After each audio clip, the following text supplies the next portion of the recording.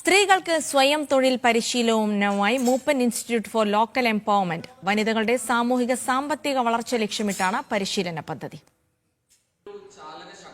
Malappuram കൽപ്പകഞ്ചേരിയിലെ Mooppan institute for local empowerment രൂപം നൽകിയ ഷീറോ പദ്ധതിക്ക് കീഴിലാണ് 5 ദിവസം നീണ്ടുനിന്ന പരിശീലന പരിപാടികൾ സംഘടിപ്പിച്ചത്.